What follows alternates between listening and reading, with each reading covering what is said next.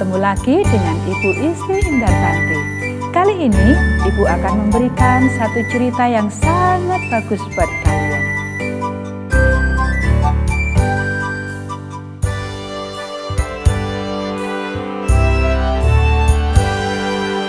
Nabi yang melarikan diri. Ayat hafalan Mazmur pasal 40 ayat 9. Aku suka melakukan kehendak-Mu, ya Allahku. Pekabaran pelajaran ini, anggota keluarga Allah membagikan kasih-Nya kepada orang lain.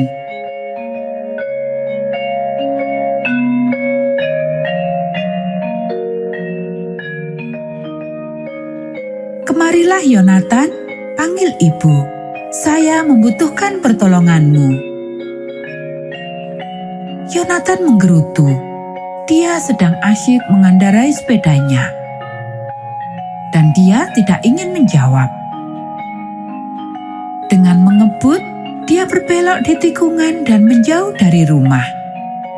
Mungkin ibunya akan berpikir bahwa dia tidak mendengarnya. Nanti, pikirnya, aku akan menolongnya nanti. Pada zaman dulu kala, Tuhan meminta seorang sahabatnya untuk melakukan sesuatu untuknya. Apakah itu menurutmu?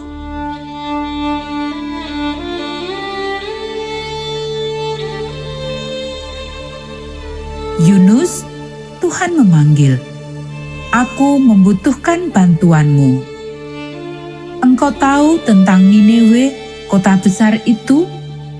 Banyak dari orang yang hidup di sana adalah jahat. Aku tidak dapat lebih lama lagi membiarkan segala kejahatan yang mereka lakukan. Pergi dan katakanlah kepada mereka bahwa mereka harus bertobat.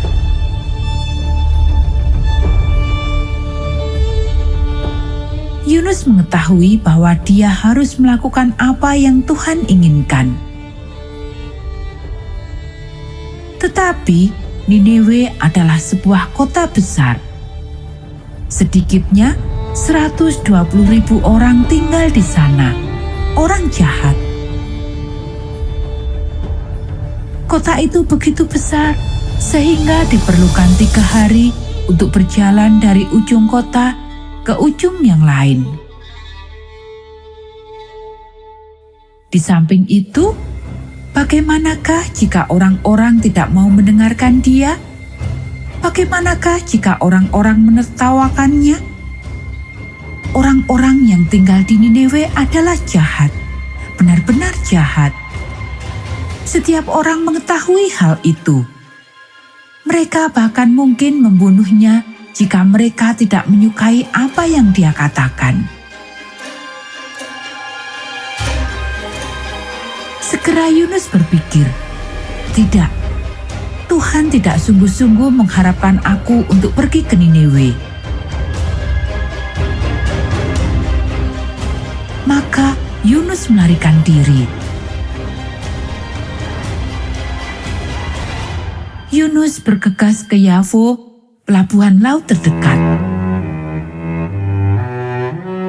Di sana dia menemukan sebuah kapal yang akan bersiap-siap berlayar ke Tarsis. Dia sungguh-sungguh tidak peduli kemana kapal itu akan berlayar, selama tidak kemanapun di sekitar Niniwe. Dengan segera, dia membayar ongkos perjalanannya dan naik ke kapal. Segera setelah Yunus naik, kapal itu segera berangkat. Setelah melihat garis pantai menghilang, Yunus merasa aman. Dia mencari tempat yang tenang dan jauh dari para pelaut dan segera tertidur lelap. Yunus tidak merasakan bahwa kapal itu mulai tergoncang. Awalnya goncangan itu masih lembut, tetapi kemudian ombak bertambah tinggi dan lebih tinggi.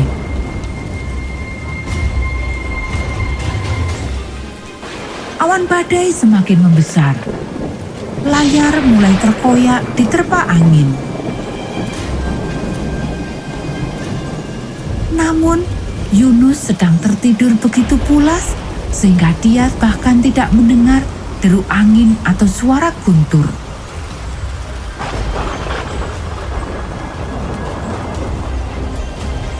Kapal ini akan segera terpecah. Kita semua akan tenggelam. Para pelaut saling memanggil satu dengan yang lain.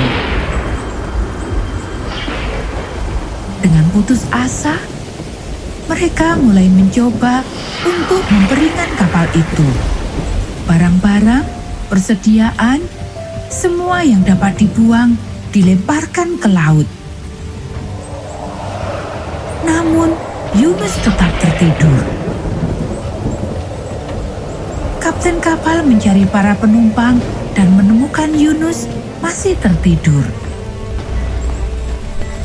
"Bagaimanakah engkau bisa tertidur di tengah semua ini?" Kapten itu berteriak kepada Yunus. "Bangunlah.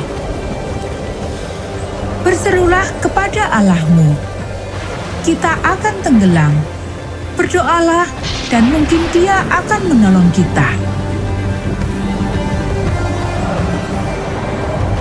Kemudian seorang pelaut berteriak kepada yang lain, "Marilah kita membuang undi. Itu akan memberitahukan kepada kita siapa yang bertanggung jawab atas semua kesulitan ini. Ini bukanlah badai yang biasa.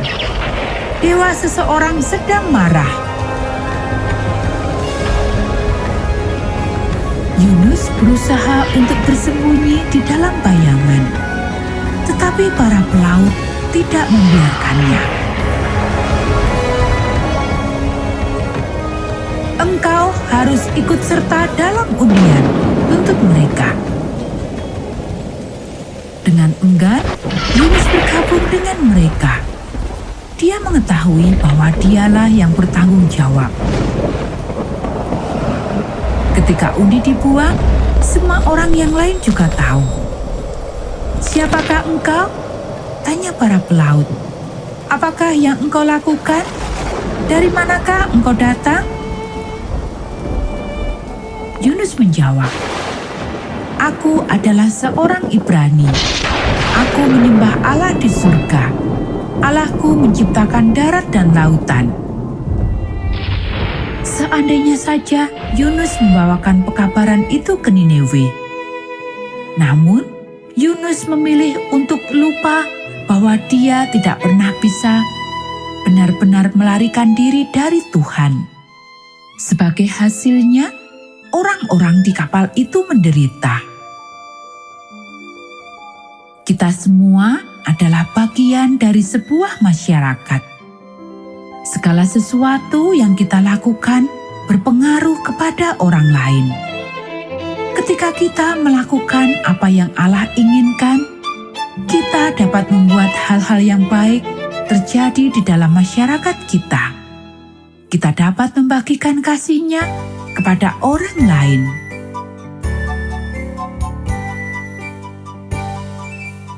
Nah anak-anak, demikianlah cerita Alkitab kita pada saat ini. Kita akan bertemu kembali dalam cerita Alkitab yang berikutnya.